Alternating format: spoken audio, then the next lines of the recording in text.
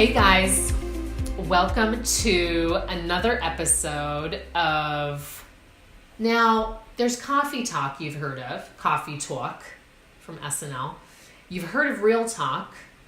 You've heard of, I don't know, is there any other kind of talk? Coffee talk, real talk? I bet you haven't heard of kombucha talk. Now, GTS Living Foods is currently not a sponsor of Kombucha Talk, but we're open to discussion. So let's get started. And today's episode is about savings. Are you one of the 15% of people who, 15% of people, are you hearing me? Only 15% of people have $10,000 or more in savings. Are you one of them? Do you want to be? Let's get started so you can be. So I know that's kind of a shocking number. You'd think there'd be more people with more savings. So that means 50% of people have $1,000 or less in savings, which means they're probably one paycheck away from being in trouble and not having any savings and not being able to pay for the extras. And obviously there's some systemic problems in that, but we're talking about today about your money mindset about savings.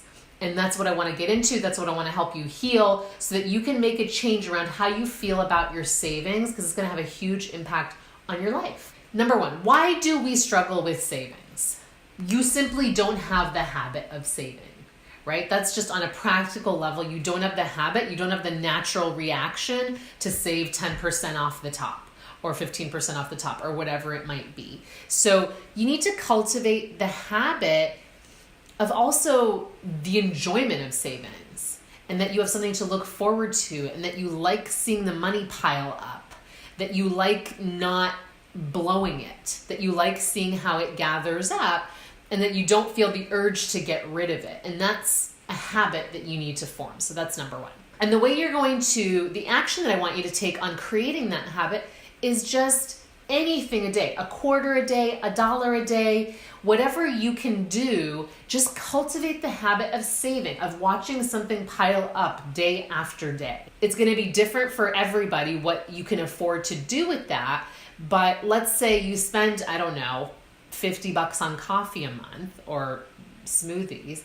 Pile up $1 from that each day and get to 30. And then get to 60, and then get to 90, just $1 a day, and see what that feels like in your body, what it feels like to see it sit there, to not use it for something else, to not borrow from Peter to pay Paul, and just pretend it's not there and watch it pile up. Get into the habit of cultivating that. The second reason why you don't have a plump savings account is because you haven't developed or matured to the level of delayed gratification for things. And we are set up in a society and in a world that is based on instant gratification. Everything should be instant, right? Everything should be right now, today. You have it right now in front of your hands. Nobody wants to wait for anything. People don't write letters. People don't call, they text, because they want the instant gratification.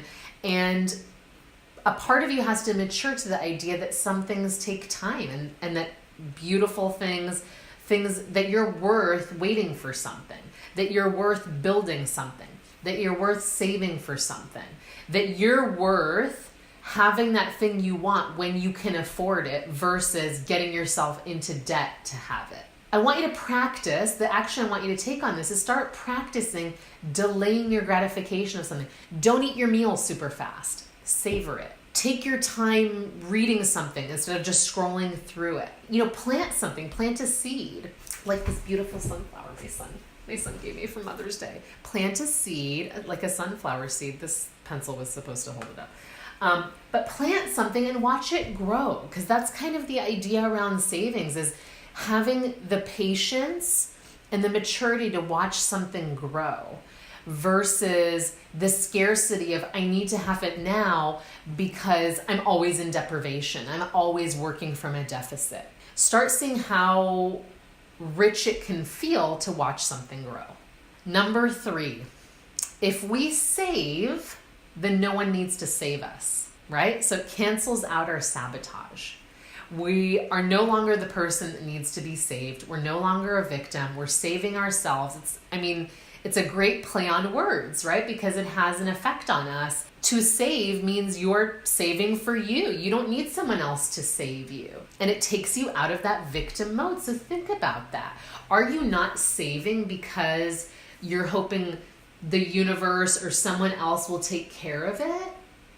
If that's the case, you're giving your power away. You are not being an excellent steward of what you have, which means that can't get reflected to you. It's going to get reflected by the universe and other people and clients and other income forms. It's going to come to you when you're giving the example of what to do. So that's why any amount matters, right? Stop putting yourself in a space of sabotage. And most of us are used to doing that because someone has saved us. Someone has helped us out. We have gotten a check from somebody, or someone's bailed us out of a tight situation. Of course, there's times when there's exceptions to the rule. But if we're always setting ourselves up for that, it means we don't really like the job of taking care of ourselves, or we don't think we're worth our own time, or it doesn't feel as good for us to do it as it does for someone else to do it for us. So that's an important mindset piece to take a look at and dismantle, so that you can save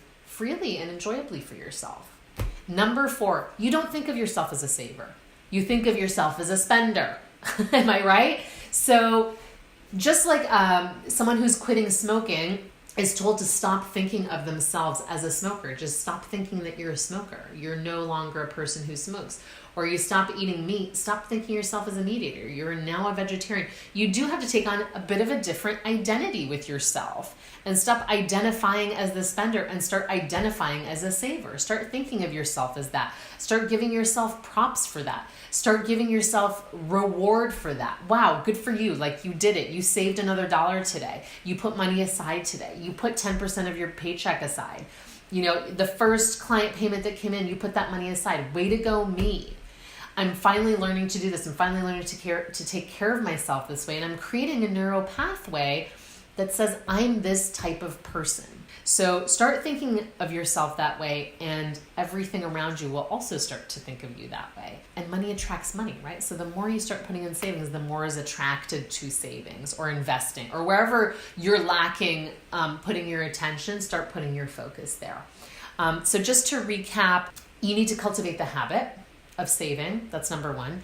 Number 2, you need to practice delayed gratification and the emotional satisfaction that comes along with watching something grow. 3 is stop sabotaging yourself. Stop looking for someone to save you because you have no savings. Start saving yourself. Sounds like Jan Van Zandt. Save yourself.